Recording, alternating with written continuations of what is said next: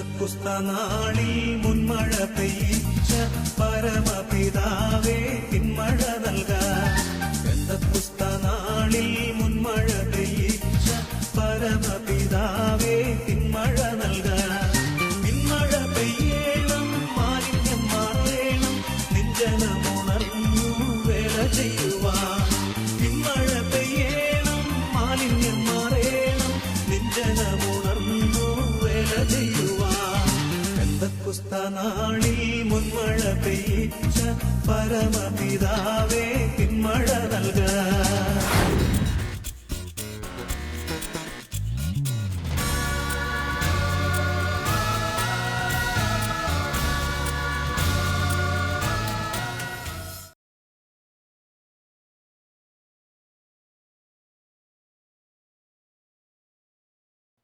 പെന്തക്കോസ്താ ധ്യാനത്തിൻ്റെ 4-ാം ദിവസത്തേക്ക് എല്ലാവർക്കും സ്വാഗതം. ഇന്നലെ നമ്മൾ ധ്യാനിച്ചത് തിരുസഭ പരിശുദ്ധാത്മാവിൻ്റെ ആലയം അഥവാ തിരുസഭ പെന്തക്കോസ്താ വേദി എന്ന വിഷയത്തെ പറ്റിയായിരുന്നു. ഇന്ന് നമ്മൾ പര്യാലോചിക്കുന്നത് സുവിശേഷ വേല പെന്തക്കോസ്തായുടെ അനിവാര്യ ഫലം എന്ന വിഷയമാണ്. ആദ്യ പെന്തക്കോസ്തായുടെ ഫലം എന്തായിരുന്നുവെന്ന് അപ്പോസ്തല പ്രവൃത്തി 2-ാം അധ്യായം 41-ാം വാക്യത്തിൽ നമ്മൾ വായിക്കുന്നത് ഇങ്ങനെയാണ്: അവൻ്റെ വചനം ശ്രവിച്ചവർ സ്നാനപ്പെട്ടു. ആ ദിവസം തന്നെ 3000-ഓളം പേർ അവരോട് ചേർക്കപ്പെട്ടു എന്നാണ്. വൻ സമൂഹത്തിൻ്റെ സുവിശേഷവൽക്കരണത്തിലേക്കാണ് പെന്തക്കോസ്താ നയിച്ചത്. അത് യേശു കർത്താവിൻ്റെ വാഗ്ദാനത്തിൽ വ്യക്തമാക്കിയതാണ്. അപ്പോസ്തല പ്രവൃത്തി 1:8. എന്നാൽ പരിശുദ്ധാത്മാവ് നിങ്ങളുടെ മേൽ വന്നു കഴിയുമ്പോൾ ജെറുസലേമിലും യൂദയ മുഴുവനിലും സമരിയായിലും ഭൂമിയുടെ അതിർത്തികൾ വരെയും നിങ്ങൾ എനിക്ക് സാക്ഷികളാകും. പെന്തക്കോസ്താ സുവിശേഷം സ്വീകരിക്കാൻ യാതൊരു സാധ്യതയുമില്ലാത്ത ജനങ്ങളുടെ ഹൃദയം പോലും കവർന്നു. അപ്പോസ്തല പ്രവൃത്തിയിൽ നമ്മൾ വായിക്കുക 2:5 ആകാശത്തിന് കീഴിലുള്ള സകല ജനതകളിൽ നിന്ന് വന്ന ഭക്തരായ യഹൂദരാണ് പത്രോസിൻ്റെ പ്രസംഗം കേൾക്കുവാൻ ഓടിക്കൂടിയത്. ഒരു മനുഷ്യനെ ദൈവമായി ആരാധിക്കുന്ന കാര്യം യഹൂദരെ സംബന്ധിച്ച് തീർത്തും അരോചകമായിരുന്നു. അത്രയ്ക്കും തീക്ഷ്ണവും ശക്തവുമായിരുന്നു ഏകദൈവത്തിലുള്ള അവരുടെ വിശ്വാസം. ആ ഒരു പശ്ചാത്തലമുള്ള സകല ജനതകളിൽ നിന്നും വന്ന ഭക്തരായ യഹൂദർ ക്രിസ്തുവിനെ പറ്റി കേട്ടുകൊണ്ടിരുന്നു എന്ന് മാത്രമല്ല, ക്രിസ്തുവിനായി തങ്ങളെ തന്നെ പൂർണ്ണമായി അർപ്പിച്ചുകൊണ്ട് ആ ദിവസം തന്നെ സ്നാനം സ്വീകരിച്ചു എന്ന വചനം ശ്രദ്ധേയമാണ്. പിന്നീട് പത്രോസ് വിജാതീയനായ കൊർന്നേലിയുസിൻ്റെ വീട്ടിൽ കൂടിയ വിജാതീയരോട് ക്രിസ്തുവിനെ പറ്റി പ്രസംഗിക്കുന്ന അവസരത്തിൽ അത് കേട്ടുകൊണ്ടിരുന്ന എല്ലാവരുടെ മേലും പരിശുദ്ധാത്മാവ് നിറഞ്ഞു എന്ന് അപ്പോസ്തല പ്രവൃത്തി 10:44 രേഖപ്പെടുത്തപ്പെട്ടിട്ടുണ്ട്. പ്രിയപ്പെട്ടവരെ, സഭ പരിശുദ്ധാത്മാവിൻ്റെ ഒരു നവമായ അഭിഷേകത്തിന് വേണ്ടി പ്രാർത്ഥിക്കുന്നതും കാത്തിരിക്കുന്നതും മുൻപൊരിക്കലും ഉണ്ടായിട്ടില്ലാത്ത അതിശക്തമായ ഒരു മിഷൻ പ്രവർത്തനം ഈ കാലഘട്ടത്തിൽ നടക്കുവാൻ വേണ്ടിയാണ്. യേശുക്രിസ്തു തന്നെയാണ് ഇതിൻ്റെ പരമോന്നതമായ മാതൃക. യേശുവിന് യോർദാൻ നദിയിൽ വെച്ച് ലഭിച്ച പരിശുദ്ധാത്മ അഭിഷേകം സുവിശേഷ പ്രഘോഷണത്തിൻ്റെ അഭിഷേകമായിരുന്നു. അതുകൊണ്ടാണ് അവിടുന്ന് ആദ്യത്തെ പരസ്യ പ്രസംഗത്തിൽ യേശയ്യായുടെ പ്രവചനം 61 അധ്യായം ഉദ്ധരിച്ചുകൊണ്ട് ഇപ്രകാരം പറഞ്ഞത്: കർത്താവിൻ്റെ ആത്മാവ് എൻ്റെ മേലുണ്ട്, ദരിദ്രരോട് സുവിശേഷം അറിയിക്കാൻ ഞാൻ അഭിഷേകം ചെയ്യപ്പെട്ടിരിക്കുന്നു. ബന്ധിതർക്ക് മോചനവും അന്ധർക്ക് കാഴ്ചയും അടിച്ചമർത്തപ്പെട്ടവർക്ക് സ്വാതന്ത്ര്യവും പ്രഖ്യാപിക്കാൻ ഞാൻ അയക്കപ്പെട്ടിരിക്കുന്നു. യേശുവിൻ്റെ ഈ ലക്ഷ്യം തന്നെയാണ് പരിശുദ്ധാത്മാവിൻ്റെ അഭിഷേകം സ്വീകരിക്കുന്ന നമുക്ക് ഓരോരുത്തർക്കും ഉണ്ടാകേണ്ടത്. നമ്മുടെ ചുറ്റുപാടും ദരിദ്രരെ കൊണ്ട് നിറഞ്ഞിരിക്കുകയാണ്. ഭൗതിക മേഖലകളിലെ ദാരിദ്ര്യത്തെക്കാൾ വലിയ കടുത്ത ദാരിദ്ര്യമാണ് ധാർമ്മിക മേഖലയിലും ആത്മീയ മേഖലയിലും മറ്റ് വ്യത്യസ്ത മണ്ഡലങ്ങളിലുമുള്ള ദാരിദ്ര്യം. യേശുവിൽ പ്രവർത്തിച്ച പരിശുദ്ധാത്മാവിൻ്റെ സജീവ പരിഗണനാ വിഷയം മനുഷ്യൻ്റെ ഇല്ലായ്മകളായിരുന്നു. ഇല്ലായ്മയിലും കഷ്ടതയിലും ക്ലേശത്തിലും കഴിയുന്നവരിലേക്ക് തൻ്റെ അഭിഷേകവുമായി യേശു കടന്നു ചെന്നു. ബന്ധിതരെ മോചിപ്പിക്കുക യേശുവിൻ്റെ ദൗത്യമായിരുന്നു. അവിടുന്ന് പറഞ്ഞു, പാവമാണ് ഏറ്റവും വലിയ ബന്ധനം. നമ്മളെയൊക്കെ തളച്ചിടുന്ന പാപത്തിൻ്റെ ബന്ധനങ്ങൾ, തഴക്കദോഷങ്ങളുടെ ബന്ധനങ്ങൾ, നമ്മുടെ ചുറ്റുപാടും ജീവിക്കുന്നവരിൽ അനേകരെ അടിമകളാക്കുന്ന മദ്യത്തിൻ്റെ, ലഹരിയുടെ, ലൈംഗിക അരാജകത്വത്തിൻ്റെ, ധനാസക്തിയുടെ, സമ്പത്തിൻ്റെ, ആഡംബര ആസക്തിയുടെ എല്ലാം ബന്ധനങ്ങൾ തകർക്കുവാൻ വിളിക്കപ്പെട്ടവരും അതിനു വേണ്ടിയുള്ള അഭിഷേകം സ്വീകരിച്ചവരുമാണ് നമ്മൾ. വീണ്ടും യേശു പറഞ്ഞു, അന്ധർക്ക് കാഴ്ച കൊടുക്കുവാൻ ആണ് അവൻ അഭിഷേകം ചെയ്യപ്പെട്ടിരിക്കുന്നത്. പുതിയ ഒരു വീക്ഷണ ക്രമത്തെ പറ്റിയാണ് യേശു പറയുക. പ്രപഞ്ചത്തെയും സഹജീവികളെയും പുതിയൊരു ബന്ധത്തിൽ കാണുവാനുള്ള അഭിഷേകമാണിത്. ചുരുക്കത്തിൽ സമഗ്ര വിമോചനത്തിലേക്ക് സർവരെയും നയിക്കാൻ പറ്റിയ അഭിഷേകമാണ് പന്തക്കുസ്തായിൽ വർഷിക്കപ്പെടുന്ന അഭിഷേകം. രക്ഷകന്റെ മിഷൻ എന്ന വിശുദ്ധ ജോൺ പോൾ പാപ്പായുടെ ചാക്രിക ലേഖനത്തിൽ 21 ഖണ്ഡികയിൽ ഇപ്രകാരം പഠിപ്പിക്കുന്നുണ്ട്: പരിശുദ്ധാത്മാവാണ് സഭയുടെ മുഖ്യ മിഷൻ പ്രവർത്തകൻ എന്ന്. പരിശുദ്ധാത്മാവാണ് സഭയുടെ മുഖ്യ മിഷൻ പ്രവർത്തകൻ. പരിശുദ്ധാത്മാവിനെ സ്വീകരിച്ച ഓരോ വ്യക്തിയുടെയും അടങ്ങാത്ത ദാഹമായിരിക്കും എല്ലാവരെയും ക്രിസ്തുവിലേക്ക് കൊണ്ടുവരിക എന്നത്. പരിശുദ്ധാത്മാവിൻ്റെ ശക്തി ഉള്ളവർക്ക് സാധിക്കുകയും ചെയ്യും. തെസ്സലോനിയ സഭയ്ക്ക് എഴുതപ്പെട്ട ലേഖനത്തിൽ പൗലോസ് അധ്യായം 1:5 ഇങ്ങനെ പഠിപ്പിച്ചു: ഞങ്ങൾ നിങ്ങളെ സുവിശേഷം അറിയിച്ചത് വചനത്തിൽ മാത്രമല്ല, ശക്തിയിലും പരിശുദ്ധാത്മാവിനാലും ആണ്. ശക്തിയിലും പരിശുദ്ധാത്മാവിലും ആണ് സുവിശേഷം അറിയിക്കേണ്ടത്. വിശുദ്ധ ജോൺ പോൾ പാപ്പ 1998 ജൂലൈ 1 നടത്തിയ ബുധനാഴ്ച പ്രബോധനത്തിൽ അദ്ദേഹം പഠിപ്പിച്ചു, പരിശുദ്ധാത്മാവിൻ്റെ ശക്തിയിൽ സുവിശേഷ പ്രവർത്തനം നടത്തുക എന്നതിനർത്ഥം യേശുവിൻ്റെ സുവിശേഷ പ്രഘോഷണത്തിൽ പ്രകടമായി കണ്ട അത്യുന്നതമായ ശക്തിയാലും ചൈതന്യത്താലും നിറയുക എന്നത്. യേശു വചനം പ്രസംഗിച്ചപ്പോൾ അശുദ്ധാത്മാക്കൾ പുറത്തുപോയി. അവൻ വചനം പ്രസംഗിച്ചപ്പോൾ രോഗികൾ സൗഖ്യം പ്രാപിച്ചു. അവൻ വചനം പ്രസംഗിച്ചപ്പോൾ മരിച്ചുപോയ ഉയർത്തെഴുന്നേറ്റു.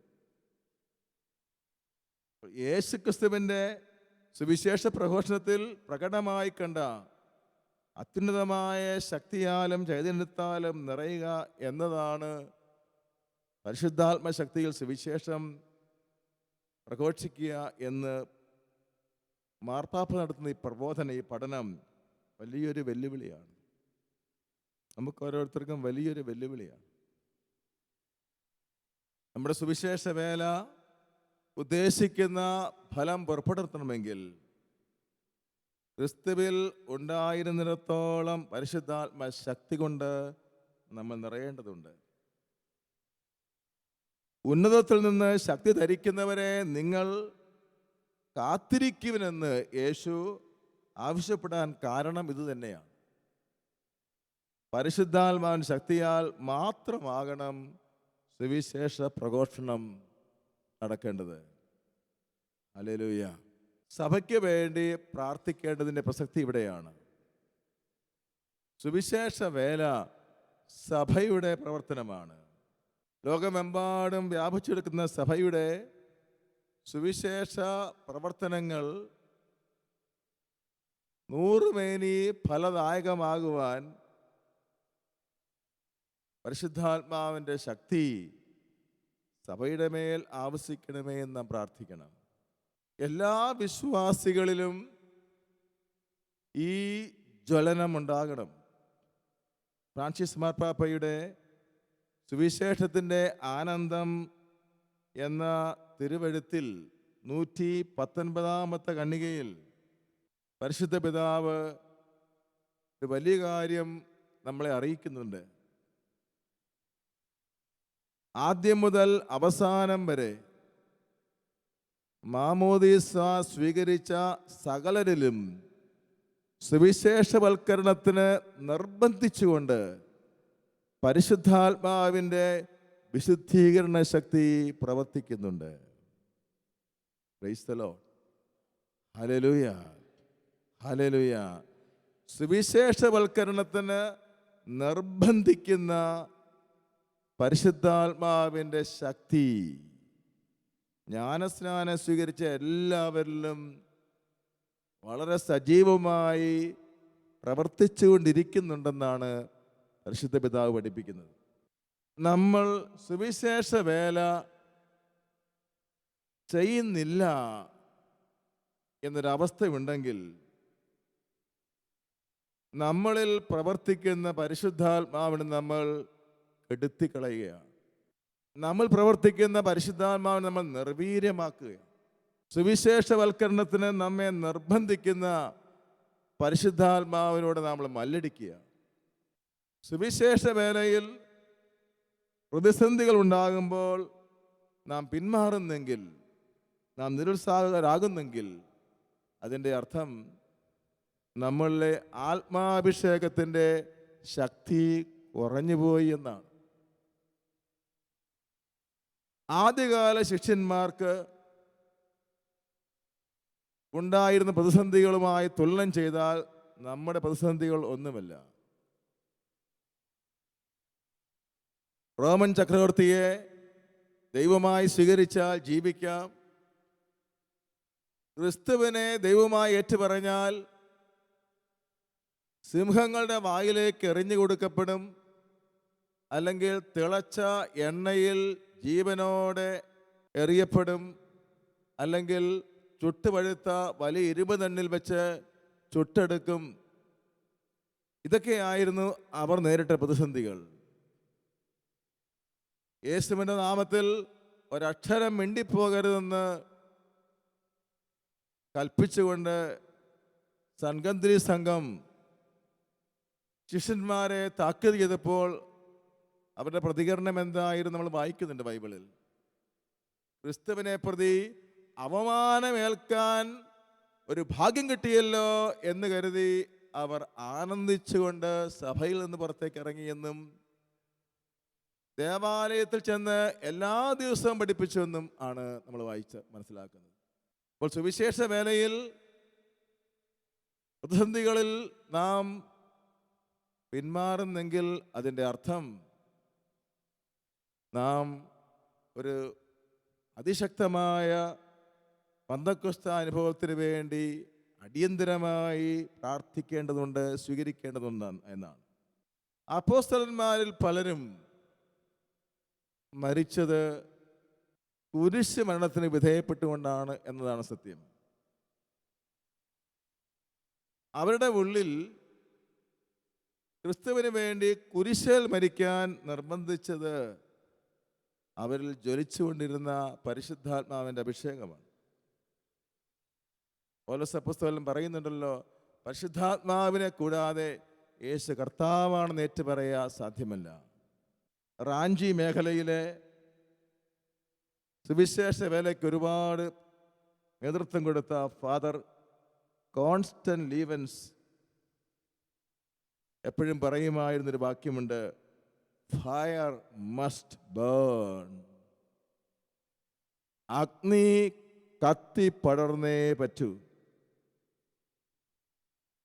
നമ്മുടെ ഉള്ളിൽ പരിശുദ്ധാത്മാവിൻ്റെ അഗ്നി ഉണ്ടെന്ന് വരികിൽ അത് കത്തി പടരുക തന്നെ ചെയ്യും.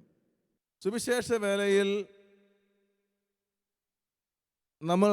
നമുക്ക് അനുഭവപ്പെടുന്ന മന്ദത, മാന്യം,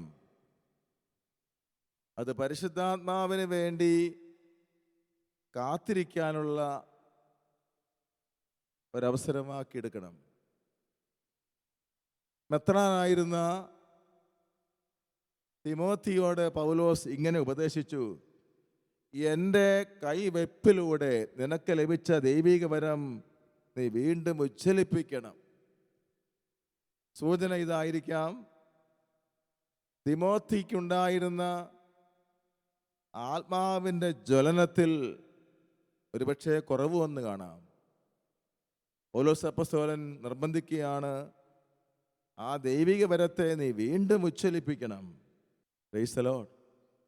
ഹല്ലേലൂയ, ഹല്ലേലൂയ, ഹല്ലേലൂയ, ഹല്ലേലൂയ. നമ്മുടെ നാട്ടിലും ലോകം മുഴുവനിലും എത്രയോ തീക്ഷ്ണമതികളായ പ്രേക്ഷിത പ്രവർത്തകരെയാണ് നമ്മൾ കണ്ടുമുട്ടുന്നത്. അടങ്ങിയിരിക്കാൻ കഴിയാത്തവണ്ണം അവരിൽ ജ്വലിക്കുന്ന ദൈവാത്മാവ് അവരെ ദൈവരാജ്യത്തിന് വേണ്ടി പ്രവർത്തിക്കാൻ ഉത്സുകരാക്കിക്കൊണ്ടിരിക്കുകയാണ്. ക്രിസ്തുവിൻ്റെ സുവിശേഷത്തിന് വേണ്ടി പീഡയേറ്റ് മരിക്കുന്നവരിൽ ചുരുക്കം ചിലരുടെ വിവരങ്ങളാണ് നമ്മൾ അറിയാറുള്ളത്. എന്നാൽ റിപ്പോർട്ട് ചെയ്യപ്പെടാത്ത, ലോകം മനസ്സിലാക്കാത്ത എത്രയോ മടങ്ങ് അധികം ക്രിസ്തു ശിഷ്യരാണ് സുവിശേഷത്തിന് വേണ്ടി ഇന്നും ജീവൻ കൊടുത്തുകൊണ്ടിരിക്കുന്നത് എന്നത് നമുക്ക് വളരെ പ്രോത്സാഹജനകമാണ്. പരിശുദ്ധാത്മാവിൻ്റെ ശക്തിയാൽ വേണം സുവിശേഷ വേല ചെയ്യേണ്ടതെന്ന് നമ്മൾ പറയാറുണ്ട്. എന്താണ് ഇതിൻ്റെ അർത്ഥം? ആത്മാവിൻ്റെ ശക്തിയാൽ രണ്ട് പ്രത്യേക അർത്ഥമുണ്ട്. ആത്മാവിൻ്റെ ശക്തിയാൽ എന്ന് പറയുമ്പോൾ ആത്മാവിൻ്റെ സാന്നിധ്യം വേണം, ആത്മാവിൻ്റെ ശക്തിയും വേണം. ശക്തി എന്നത് സുവിശേഷ പ്രഘോഷണത്തെ സ്ഥിരീകരിക്കുന്ന അടയാളങ്ങൾ, അത്ഭുതങ്ങളുമാണ്. രണ്ടാമത്തേക്ക് സൂനകദോസിൻ്റെ തിരുസഭ എന്ന പ്രമാണരേഖയിൽ 12-ാമത്തെ ഖണ്ഡികയിൽ പരിശുദ്ധാത്മാവിൻ്റെ വരങ്ങൾക്ക് സുവിശേഷ വേലയിലുള്ള പ്രസക്തിയെപ്പറ്റി പഠിപ്പിക്കുന്നുണ്ട്.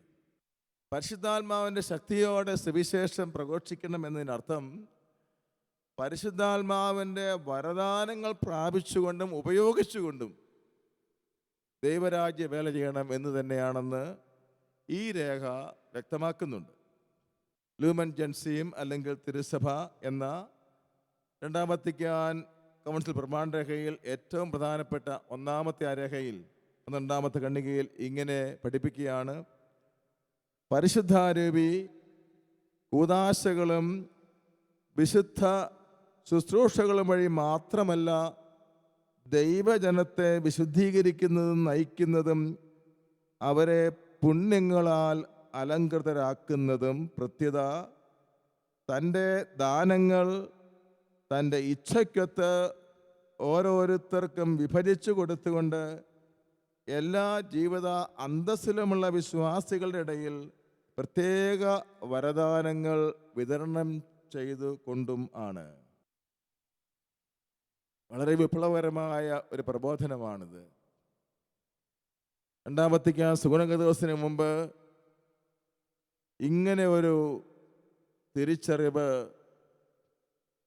ഉണ്ടായിരുന്നതായി തോന്നുന്നില്ല. രണ്ടാം വത്തിക്കാൻ കൗൺസിലിൽ പരിശുദ്ധാത്മാവിൻ്റെ വരദാനങ്ങൾക്ക് സഭയുടെ സുവിശേഷ വേലയിലുള്ള വലിയ സ്ഥാനത്തെ ഊന്നിപ്പറയുകയാണ്. കൂദാശകളും വിശുദ്ധ ശുശ്രൂഷകളും വഴി മാത്രമല്ല ദൈവജനത്തെ പരിശുദ്ധാത്മാവ് വിശുദ്ധീകരിക്കുന്നതും നയിക്കുന്നതും പ്രത്യേകത പരിശുദ്ധാത്മാവിൻ്റെ വരദാനങ്ങൾ നൽകിക്കൊണ്ടുകൂടിയുമാണ്. കൂദാശകളും വിശുദ്ധ ശുശ്രൂഷകളും പരികർമ്മം ചെയ്യുവാൻ തിരുപ്പട്ടം എന്ന കൂദാശ സ്വീകരിച്ചവർ വേണമെങ്കിൽ പരിശുദ്ധാത്മാവിൻ്റെ വരദാനങ്ങൾ ഉപയോഗിച്ച് ദൈവജനത്തെ വിശുദ്ധീകരിക്കുന്ന സഭയുടെ പ്രവർത്തികളിൽ ഏർപ്പെടാൻ എല്ലാ ജീവിത അന്തസ്സിലും പെട്ടവർക്ക് സാധിക്കും. അൽമായരുടെ പങ്കാളിത്തത്തെപ്പറ്റി വളരെ വ്യക്തമായ ധാരണ നൽകുന്ന രണ്ടാം വത്തിക്കാൻ കൗൺസിൽ അവരുടെ സുവിശേഷ പ്രവർത്തന രംഗത്ത് വരദാനങ്ങൾ അവർ ഉപയോഗിക്കണം എന്ന് സഭ പ്രോത്സാഹിപ്പിക്കുകയാണ്. മാത്രമല്ല ഈ വരദാനങ്ങൾ ആവശ്യമാണ് എന്നുകൂടി ഈ രേഖയിൽ എടുത്തു പറയുന്നുണ്ട്. ഇപ്രകാരമാണ് പ്രബോധനം: ഈ സിദ്ധികൾ ഏറ്റവും വ്യക്തമായിട്ടുള്ളവയോ കൂടുതൽ ലളിതമോ അതിസാധാരണമോ ആയാലും സഭയുടെ ആവശ്യങ്ങൾക്ക് ഏറ്റവും അനുരൂപവും ഉപകാരപ്രദവുമാകയാൽ കൃതജ്ഞതയോടും സമാധാനത്തോടും കൂടെ സ്വീകരിക്കപ്പെടും. പരിശുദ്ധാത്മാവിൻ്റെ വരദാനങ്ങൾ സഭയുടെ ആവശ്യങ്ങൾക്ക് ഏറ്റവും ഉപകാരപ്രദമാണെന്ന് സഭ ഏറ്റുപറയുകയാണ്. സഭയുടെ ആവശ്യം എന്ന് പറയുന്നത് പ്രേക്ഷിത പ്രവർത്തനമാണ്. സഭ സ്വഭാവേന പ്രേക്ഷിതയാണ് എന്ന് പഠിപ്പിച്ചിട്ടുണ്ട്. സഭയുടെ ആവശ്യം എന്ന് പറയുന്നത് ലോകം മുഴുവൻ്റെയും രക്ഷയാണ്, മാനസാന്തരമാണ്. ഈ പ്രേക്ഷിത പ്രവർത്തനത്തിന് ആക്കം കൂട്ടുവാൻ, അത് വലിയ തോതിലാക്കുവാൻ പരിശുദ്ധാത്മാവിൻ്റെ വരദാനങ്ങളുടെ ഉപയോഗത്തിന് വലിയ പ്രാധാന്യമുണ്ട് സഭ പഠിപ്പിക്കുക. ഈ കഴിഞ്ഞ 10-40 വർഷത്തിനകത്ത് ആഗോള സഭയിൽ മുമ്പൊരിക്കലും ഉണ്ടാകാത്ത വൻ സുവിശേഷ പ്രഘോഷണം നടന്നിട്ടുണ്ട് എന്ന ഒരു വസ്തുത നമ്മൾ അനുസ്മരിക്കണം. അതിന് പ്രധാന കാരണമായി ചൂണ്ടിക്കാണിക്കപ്പെടുന്നത് വരദാനങ്ങളുടെ വ്യാപകമായ ഉപയോഗമാണ്.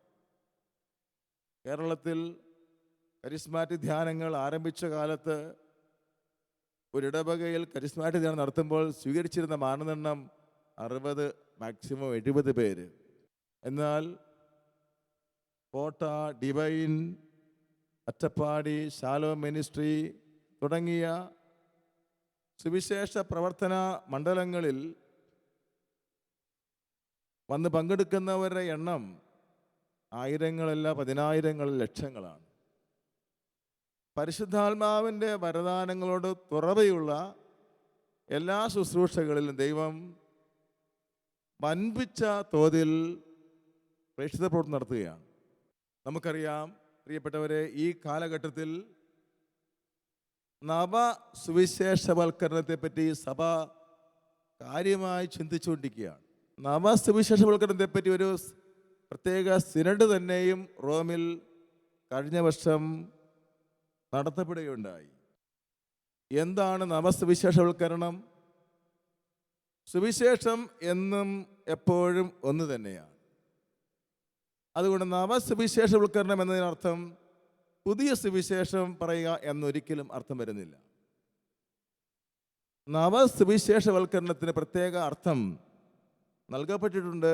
അതിങ്ങനെയാണ്: തീക്ഷ്ണതയിലും പ്രഘോഷണ രീതികളിലും പുതിയതായിരിക്കണം എന്നതാണ്. തീക്ഷ്ണതയിൽ ജ്വലിക്കണം, പ്രഘോഷണ രീതിയിൽ പുതിയ രീതികൾ സ്വീകരിക്കണം. അതായത് കാലത്തിൻ്റെ ആവശ്യങ്ങൾക്കനുസരിച്ച് സുവിശേഷം കൂടുതൽ സ്വീകാര്യമാകാൻ കാരണമാക്കുന്ന പുതിയ രീതികൾ സ്വീകരിക്കണം എന്നാണ് സഭ പഠിപ്പിക്കുക. കുട്ടികളുടെയും യുവജനങ്ങളുടെയും ഇടയിൽ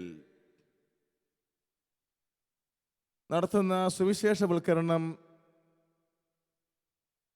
ഇത്തരണത്തിൽ പ്രത്യേകം എടുത്തു പറയേണ്ടതുണ്ട്. അവർക്ക് സ്വീകാര്യമായ കൂടുതൽ ആകർഷകമായ രീതിയിൽ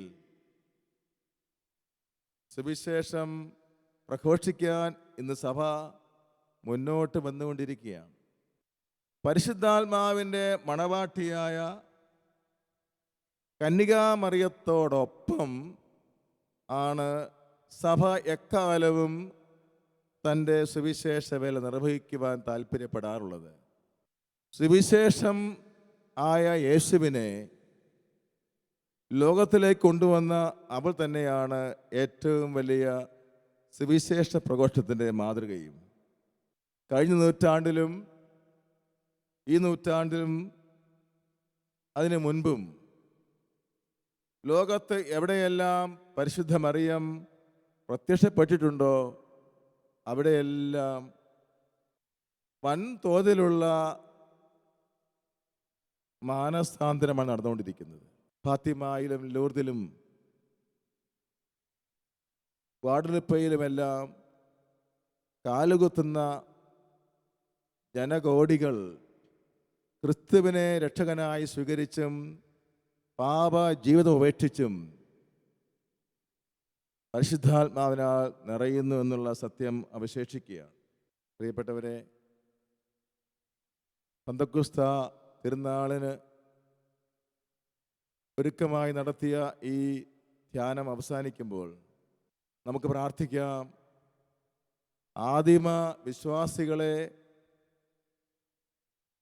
ദൈവസ്നേഹത്താൽ ജ്വലിപ്പിച്ച, ക്രിസ്തുവിനോടുള്ള വ്യക്തിബന്ധത്തിൽ ആഴപ്പെടുത്തിയ, സഭയോടുള്ള സ്നേഹത്തിൽ വളർത്തിയ, സുവിശേഷ വേലയിൽ കത്തിജ്വലിപ്പിച്ച പരിശുദ്ധാത്മാവേ, ഈ കാലഘട്ടത്തിലെ പ്രേക്ഷിതരായ ഞങ്ങളെയും ഉണർത്തണമേ, ഞങ്ങളെയും ജ്വലിപ്പിക്കണമേ, ഞങ്ങളെയും സുവിശേഷത്തിൻ്റെ ശക്തിയേറിയ പ്രഘോഷകരാക്കി മാറ്റണമേ.